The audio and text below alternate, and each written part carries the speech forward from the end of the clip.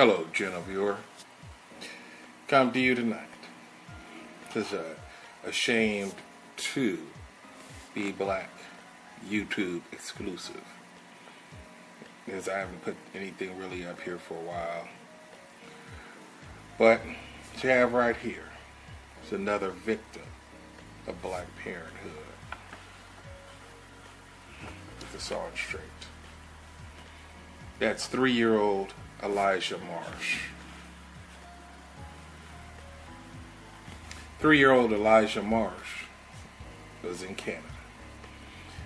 Didn't know that. Well, yes, I did know there were blacks in Canada, but I didn't really expect to read anything about them in the news. But young Elijah Marsh is dead. And I call it, say, another victim of Black Parenthood, and I don't have much other than the mother's name, which is Georgette Marsh. But fact of the matter is, about 4 o'clock in the morning in Canada, he woke up, put on his little boots, still had a diaper on, a t-shirt on, and decided to go out for a walk. Except it was negative 32 degrees outside, and even with clothes on, that's still hella cold. Let's go ahead and let's listen to the story. Now, dozens of people gathered this morning to pay tribute to Elijah Marsh. The 3-year-old died after spending hours outside early Thursday morning. He was only wearing a t-shirt, diapers, and a pair of boots. Our Natalie Collada has been on this story for the beginning. She joins us now. So, Natalie, I have to say, Elijah's story has certainly touched and affected so many people here in our city. And from what you saw at the memorial, even beyond our city. Oh, that's right, Michael. In fact, I spoke to a man from Manitoba who was here in Toronto when Elijah went missing. He volunteered to search for him, and today, like many in the city, he paid tribute to the little boy. Lord, we praise you. United in grief. Today, friends, neighbors, even strangers were drawn to the place where Elijah Marsh wandered off. You know, it could happen to anybody, and they're little, and you know, like, sorry. Sometimes I just cannot keep back the tears because I just felt it so deeply. We didn't know the family. We're not from this neighborhood, but we took the time. I took the time off work to come here to pay my respects. It was 4 a.m. Thursday morning when the 3-year-old wandered from this apartment building. He was wearing only a t-shirt, a diaper, and boots. A massive search effort went to finding him. Then, hours later, just 300 meters away, a volunteer found him tucked behind a porch between 2 homes. No heartbeat, not breathing. Paramedics rushed the 3-year-old to the hospital, but doctors were unable to revive him. Today, Devin Houghton took off his coat to pay tribute. Little Elijah felt, I want to feel it. This woman brought her 3-year-old son to today's vigil.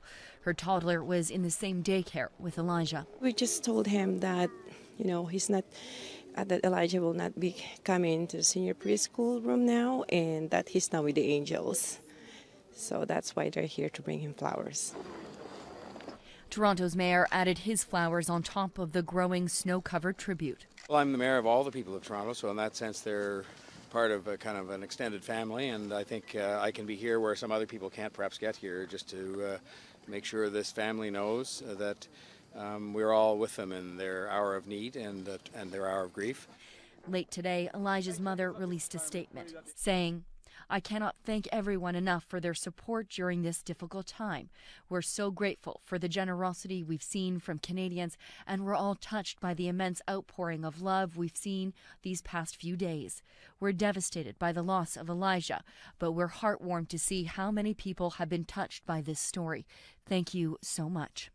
A mess, like any other parent would be, right? Now, the response from all across the country and here in the city has been overwhelming. Over $140,000 has been raised to cover the funeral costs for little Elijah. As for when that funeral will be, well, those plans, according to the family friend that I spoke to today, are still underway. Reporting live, I'm Natalie Collada. All right, you heard the story. Give me a moment. Let me hydrate.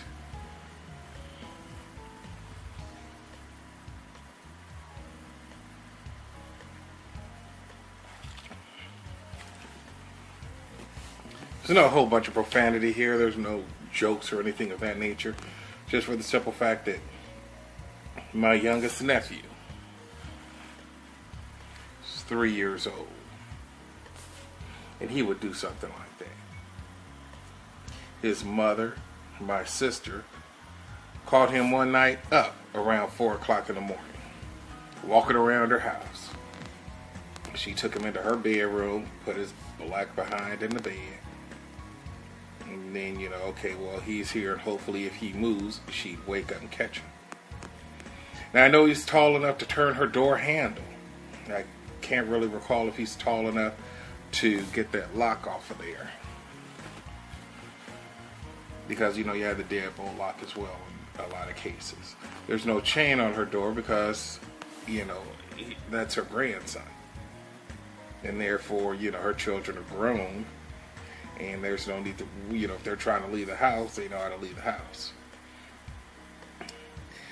But, I was touched by a story because it reaches home. Like I said, my 3-year-old nephew, who's adventurous and who would likely try to do something like that. I had him today. We were out and about doing some things.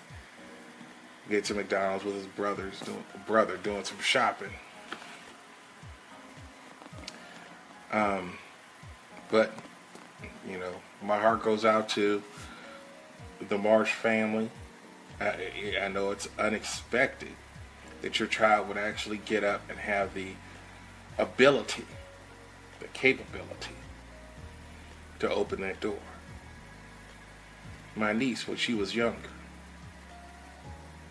they didn't know, and the sister I told you about, she actually blamed her older children.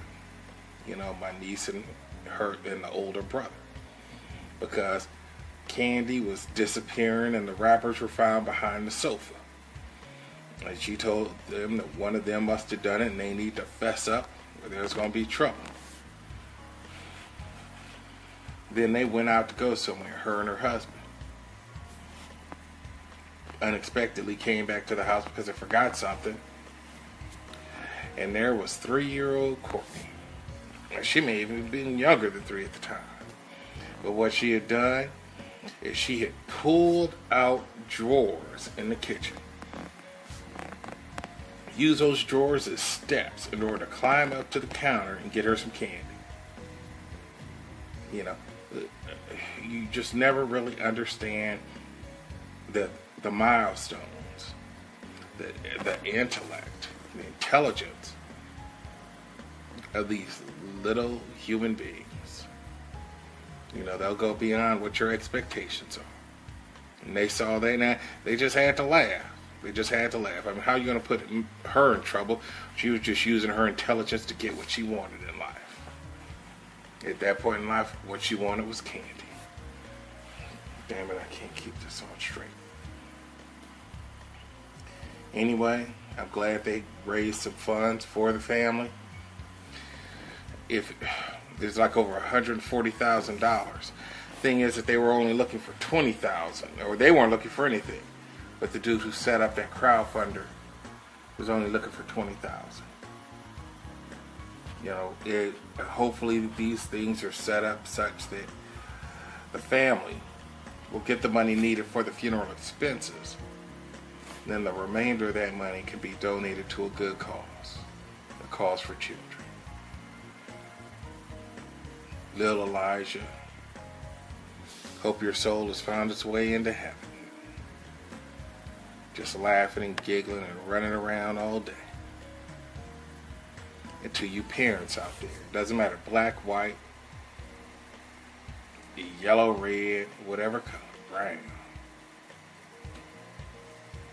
Take care of your kids.